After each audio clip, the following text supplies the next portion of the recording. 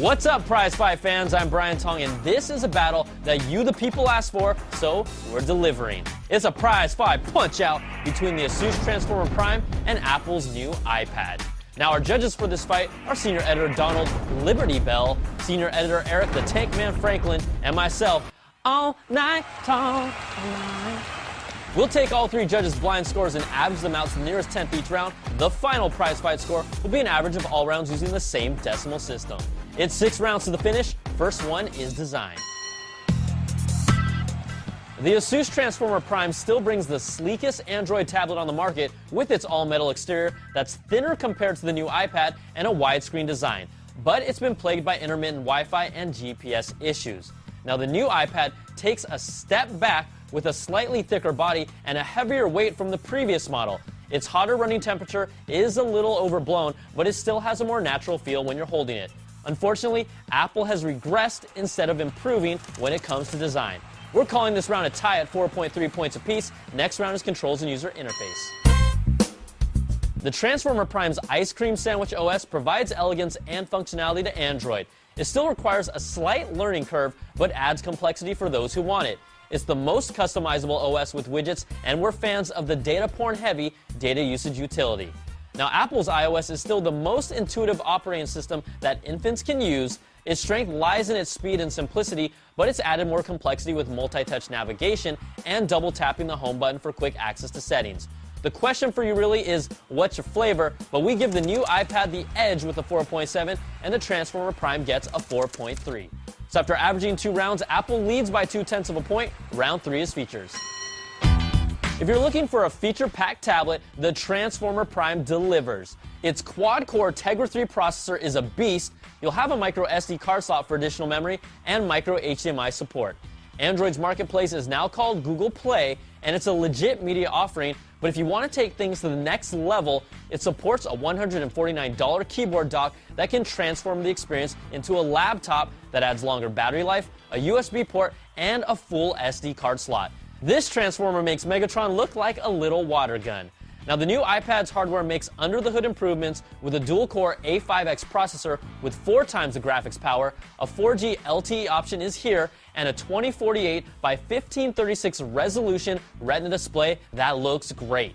Wow, this looks great! There's HDMI out support with an adapter, but no storage expansion. AirPlay compatibility makes viewing your content a breeze if you're an Apple freak with an Apple TV, but its ecosystem is its greatest asset with its robust iTunes and App Store that's still superior to Android's offerings. Now, if you're looking for a feature creature, the Prime shines and takes this round with a 4.7, and the new iPad gets a 4. Next round is web browsing and multimedia.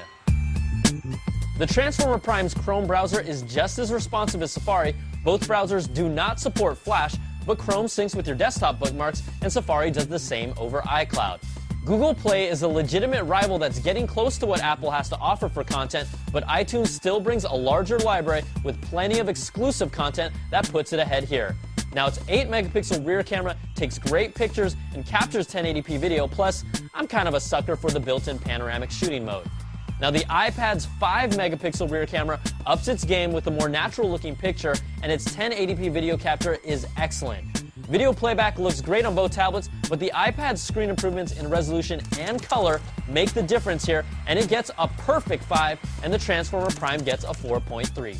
So after averaging 4 rounds, the new iPad leads by a hair. Round 5 is performance. The Transformer Prime has the best-in-class battery life for Android tablets at 9.6 hours of juice from our own CNET tests. Its OS is super responsive, and gaming looks great even though it's lacking games to play. Its inconsistent Wi-Fi performance and GPS issues are being addressed, but it's not something you want to hear.